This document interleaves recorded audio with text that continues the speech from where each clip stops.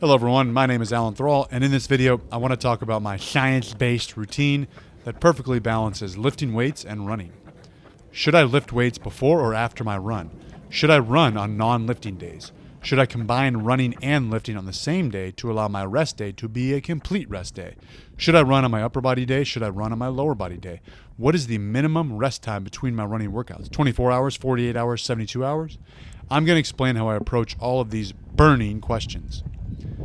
Last year I started running more, and I took it pretty seriously, running in a few 10K and 10-mile races. I am still running to this day, just not competitively. Currently less volume, less intensity than this time last year. Less miles and slower. I simply use running as my preferred form of cardio, which I know I should be doing for improved health. Lifting weights alone is not enough. And I realize I don't have to run. I can get my cardio in by riding a bike, rowing, doing Zumba, or doing a trampoline cardio class. I just enjoy the ease and freedom of running. I can do it anywhere, anytime. And my physical fitness roots started with running, so it feels familiar to me. Just to paint a picture of my current routine, I lift weights 5 days per week. Day 1 is upper body. Day 2 is lower body. Day 3 is upper body, arms day. Day 4 is rest day. Day 5 is upper body. Day 6 is lower body. Day 7 is a rest day. For my detailed program, you can check out a YouTube video of me and natural hypertrophy on his YouTube channel. The program he wrote for me is in the description of that video. Along with lifting weights 5 days a week, I try to run 3 times per week. Sometimes it's only 2, but more often it's 3 times a week. Running is not as important to me right now as it was last year when I was doing structured runs in preparation for races or while chasing my deadlift mile time test. I followed my running workouts to a T, never missing one. I never missed my goal mileage or goal pace for the day. If I was pressed for time on a particular day, running would come first, in terms of priority, not necessarily chronologically. Lifting would come second, meaning if I had to shave off some sets in the gym to make time for my running workout, I would. Now this didn't happen often, but sometimes. Right now, lifting is a priority. I will always finish my lifting workout, then jog with any remaining time I have during the day or during the week. With that intro out of the way, let's talk about some science-based running and lifting routines. I'm not going to cite studies, but what I am citing comes from Stronger by Science and the mass articles available online. I would suggest subscribing to that if you aren't already. Basically, it is believed that if you want to maximize your hypertrophy and strength gains short term, you probably shouldn't do any cardio. However, cardio may be beneficial for size and strength in the long term. The mode of cardio might have different effects on size and strength. Cycling versus running, for example. The difference in muscle fatigue plays a factor. And for what it's worth, while we're on this topic, my runs right now do not tax my legs because I'm accustomed to it. I'm used to it. I simply do just enough to keep my heart rate elevated around 140 to 160 beats per minute for 20 to 30 minutes. My legs don't get very tired, if at all. As far as scheduling goes, science says you should probably put your conditioning work on your non-lifting days to minimize any interference between lifting and running, or lifting and conditioning.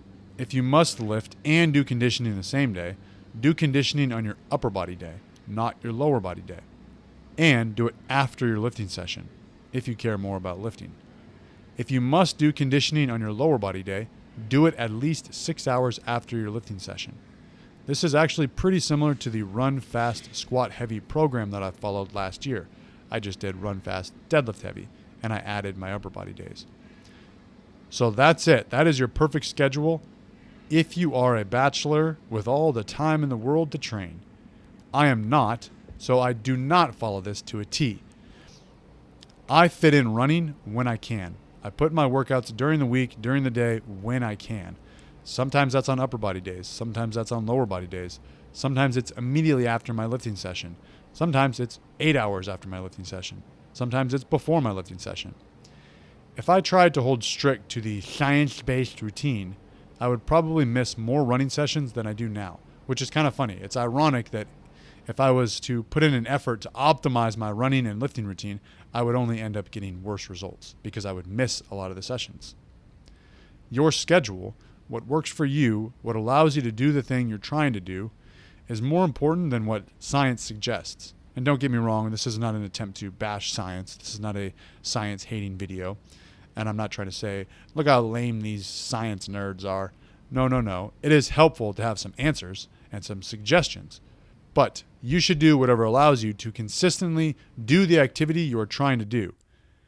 Even if doing a running workout 6 hours after my lifting session will result in 5% more gains, I'll just eat that 5% over potentially not even doing the run because the day gets away from me and I don't have time. If I have a 2-hour window of time and my lifting session takes 90 minutes, I'm going to squeeze in my 20 to 25 minute jog immediately after my lifting session. This reminds me of a time when I would argue about how the low bar squat is better than the high bar squat for these reasons, and I would go on and list a bunch of reasons why.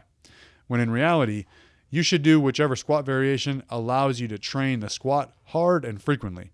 I'm not saying we can't talk about the differences between high bar and low bar squats, but again, do the squat variation that allows you to train the squat hard and frequently. If the high bar squat bothers your knees and the low bar squat doesn't, who cares if it has 10% more quad activation than the low bar squat? And I'm just making that number up. If the low bar squat bothers your back and the high bar squat doesn't, who cares if you lift a little bit less on high bar? At least you can train the squat without back pain.